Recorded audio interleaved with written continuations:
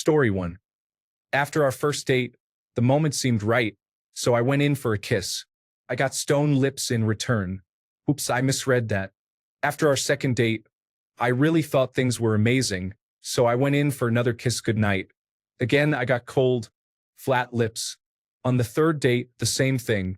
So I asked, "Are you ever going to kiss me back?" She said, "I am." Story 2. I was angry when I found out she was with another guy. She was my girlfriend of 3 years. I was young and not proud of this. We lived together. After I caught her, we had an argument. She stayed at my house and I stayed at a friend's place to cool off. I knew she didn't wake up early, so I came home and made a mess on her driver's seat. After that, I went in, woke her up, and told her, "I'm really sorry for getting so upset about everything. I decided now was the right time. I should have done this a long time ago. I got you a gift, and it's in your car." She hugged and kissed me, then ran out to check her car. She had been pressuring me about marriage for a while, so I'm certain she thought it was a ring. I locked the front door and snuck out the back. I heard a bunch of kicks and screams, but I blocked her on everything and haven't seen her since.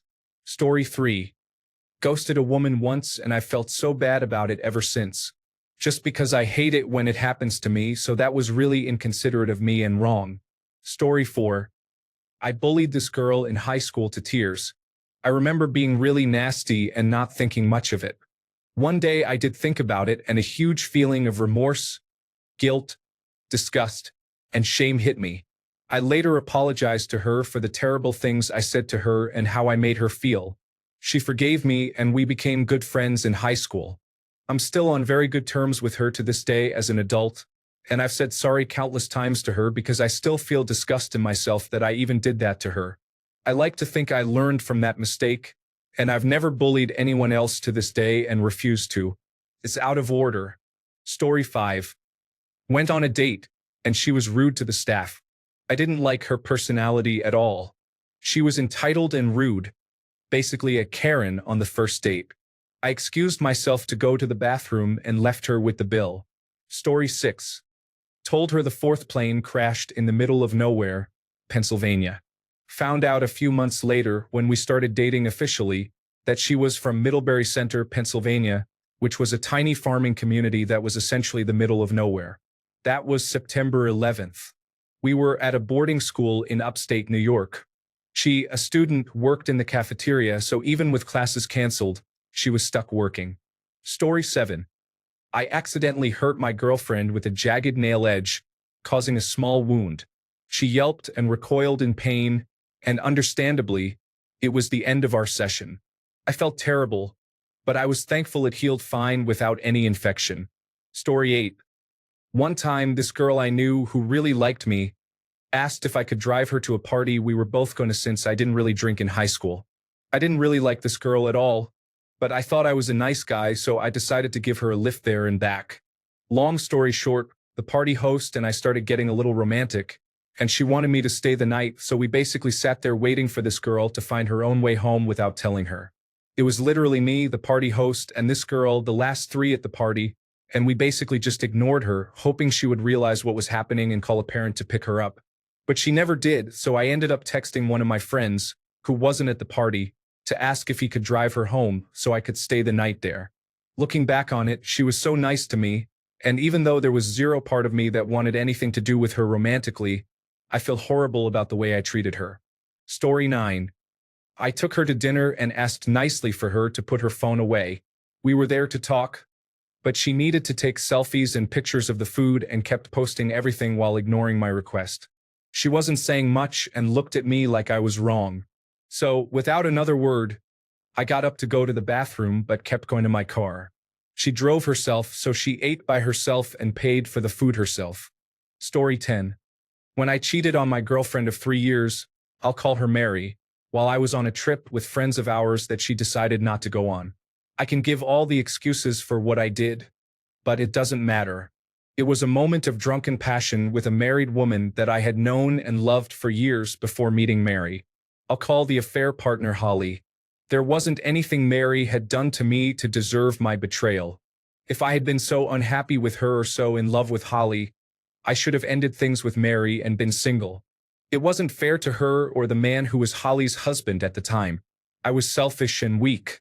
When I returned home, I felt so bad about what I had done that I told Mary that I had cheated and immediately moved out of our apartment. I felt I had taken the best course of action after betraying someone that badly, but I didn't realize then that something I said while I confessed to her was incredibly insensitive. It wasn't until many years later, when I found myself in her position, that I realized just how immature and self-centered I had been and how painful it is to have your partner be unfaithful. After I moved out, I was single for a couple of months before entering a relationship with Holly, eventually getting married several years later. However, as many relationships that begin in this manner tend to do, it ended with an affair. When Holly asked for the separation, I asked if it was because she had met someone, but she claimed that there was no one else and that she had to be single to sort out her life and be happy. She had suffered from anxiety, depressive moods, and issues of self-worth for as long as I had known her, which led me to assume that Holly was having a midlife crisis exacerbated by the COVID quarantine. After a decade together, I had no reason not to believe her, and I did what I could to make the process as easy as possible. We filed for a no-fault divorce, and I moved out in a month. A year after our divorce, however, I learned that she had left me for a man that she had been having an affair with who was 10 years younger than she was. When I discovered this, I asked Holly for the truth behind the end of our relationship. But she didn't admit to what she had done while we were married or that she wasn't single. She then blamed me for her actions because I had made her feel lonely. As soon as that happened, it reminded me of Mary. When I returned from that trip and told her what I had done, she said she was worried that something like that would happen between Holly and me. If that was the case, why didn't you come on the trip? I asked in response. What a terrible thing to say to someone you hurt. What a coward I had been even to insinuate that it was her fault that I had been a selfish fool just because she hadn't been there to stop me. How dare I blame someone for what I had done to them? Remembering that helped me understand why Holly acted that way when confronted. It was because she was weak, too. That realization helped me finally fall out of love with her and recognize her for who she is. I felt ashamed that I had been harboring love for someone unable to take responsibility for her actions. At least I had told the person I betrayed what I had done when I saw her. Holly couldn't do that even after a year had passed and thousands of miles had separated us. Not to mention all the times I had been in the same room, telling her how much I loved her, as she secretly communicated with a man I did not know. It made me also feel bad for the guy she had left me for because she wouldn't even admit he existed. How sad is it that the person you're living with would rather deny your existence than tell the truth to someone they had sworn they would love and honor for the rest of their days? Add in the fact that she probably hasn't told him she has done the same thing multiple times. She had never been single for the 25 years I had known her. She always moved from guy to guy, blaming the one she left for his treatment as justification for seeking the arms of another. The odds are very likely he'll be the next one she'll lie to, and he'll be treated as the guilty partner when he is the victim. In my self-loathing and guilt for what I had done to Mary, I fooled myself into thinking that I was different from the other men who had been in Holly's life and that as long as the relationship survived and made her happy, the pain I caused to Mary had some tiny shred of meaning. What I did was horrible, but I did it for Holly.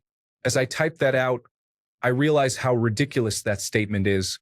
Cheating on your partner is never a justifiable action. In the end, I realized what a horrible person Holly is, and she didn't deserve my tears or the feelings that I had failed her as a husband. But that doesn't change the fact that I hurt Mary. I will always feel remorse. Story 11. I was the guy they cheated on their boyfriend or husband with. I destroyed some relationships and families. Younger me was inconsiderate. I didn't care who I hurt. I was focused on myself and disregarded others. Older me, having seen the other side with friends being cheated on, has a lot of regret about how I handled myself as a young man. Story 12.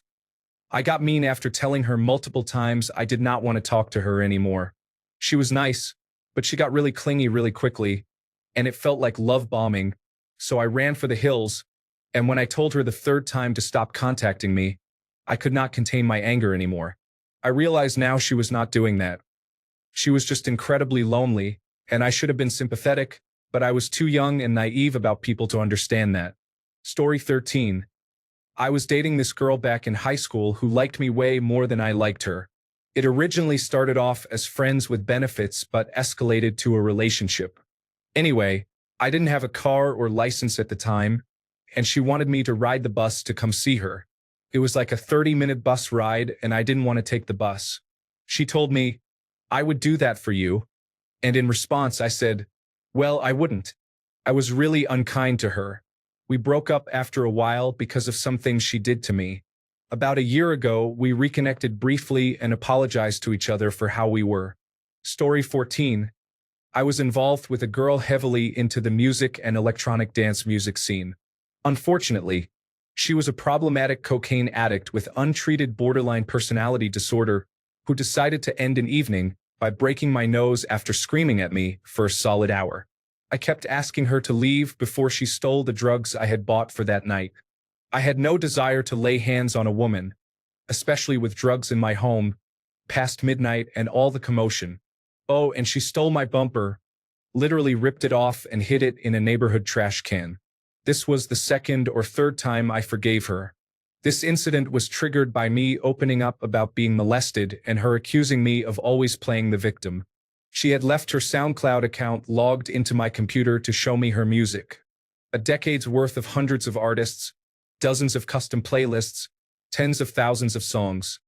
All underground stuff not available on Spotify or YouTube. I deleted everything.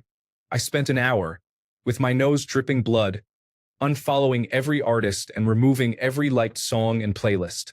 She was a true raver girl, and this account was her life's passion. I don't have a single regret. She spread rumors about me and would leave me for other guys at events more than once. It all culminated with her having a meltdown because I spent 5 minutes crying about a subject she was pressing me to discuss. The things you do for intimacy and a warm bed. She could destroy my property, my spirit, and my body. But that troublesome person lost what amounted to her life's work. Her personal sketchbook digitally burned to ashes. I am so proud I was able to hurt at least one abuser when I had always taken the high road at my own expense. Story 15. She confided in me on a first date about being assaulted, if I remember correctly. I've tried to forget about this, and it was nearly a decade ago. She seemed to really like me and was somewhat pushy toward having sex at the end of the date.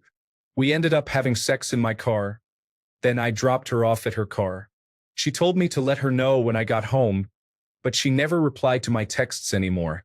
I was coming off a recent terrible breakup and thought sex would help me move on. But it didn't. I felt so bad because I felt like I took advantage of her.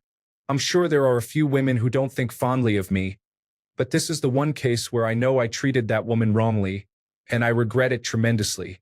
Story 16. Went on a first date and the vibes were off, so I told her I had to use the bathroom. I got in the car and went home.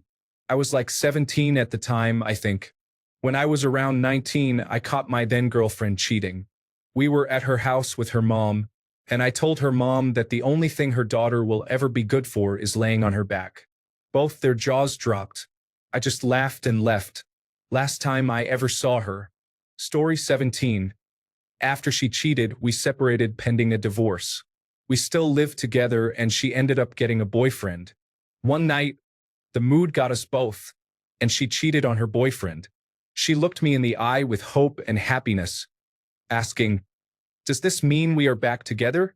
I told her, "Hell no, you just cheated on your boyfriend. I can't trust you." She never cheated on anyone else after that. Story 18. Oh, good God, no, not a post of something I can respond to. Okay, I was 5 years old with my country cousin from Los Angeles during that time. I don't remember why, but I had a cup full of dirt and mud. While walking with my cousin down a road near his house in Los Angeles, we saw two pretty girls. They were 5 and we were around that age too. We stopped them. They looked extremely friendly. I told them to close their eyes, and I threw all the mud and dirt on one of them, and they ran away crying. You're all welcome for the hijacking. Edit. Sorry, ladies. Story 19. Definitely have done the pump and dump a couple of times. But the worst is staying with women I only moderately like because being with them is better than being alone. Story 20. In third grade, I had this sticky hand thing made of some type of gel. You could throw it against a wall and it would stick. Playing with it in the cafeteria, it ended up hitting a girl in my class on the back of the head and got all tangled up in her hair. It was pretty bad, and I'm pretty sure they had to cut it out. It was the first day of class 2. Sorry, Fallon.